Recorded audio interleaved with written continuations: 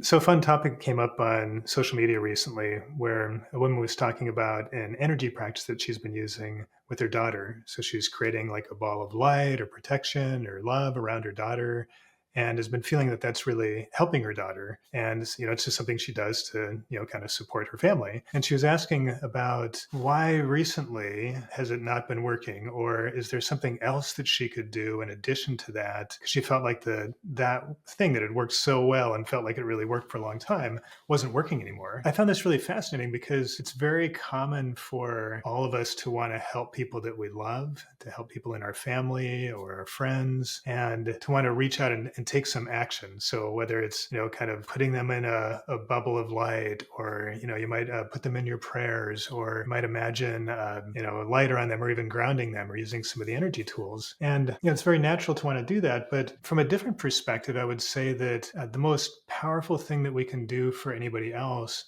is to ground ourselves and take care of our own energy. So rather than filling somebody else up with, creating love around somebody else, just create that love around ourselves. In fact, if my wife Hisami was answering the question, she would say, kind of imagine that you're right in the center of the sun. The sun's this, bright, amazing, intense ball of light, and that you're right in the middle of that ball of sun. Then you can just visualize that person with you in the sun. So I said ball of somebody. I just mean like imagine you're literally inside the sun, but not cooking, of course, right?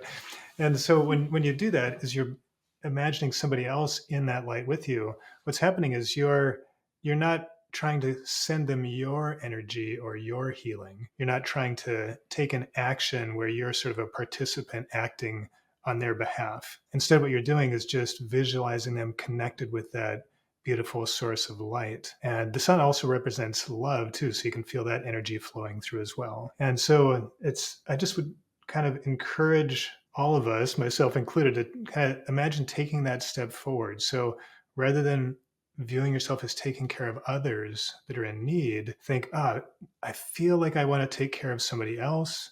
So why don't I turn that beautiful feeling to myself?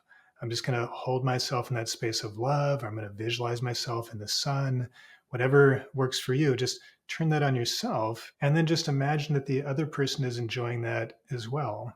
So you're not giving them your energy. You're not channeling anything. You're not taking any action for them. You're just taking care of you. And just sort of with the law of harmonic resonance, you're allowing them or inviting them to be enjoying that as well. Just kind of a gentle shift in the energy, getting away from kind of our attachment to or desire to want to take care of other people, especially if it's our children or our family, right? So it's kind of like a beautiful way of letting them have whatever their experience is in the most beautiful way for them.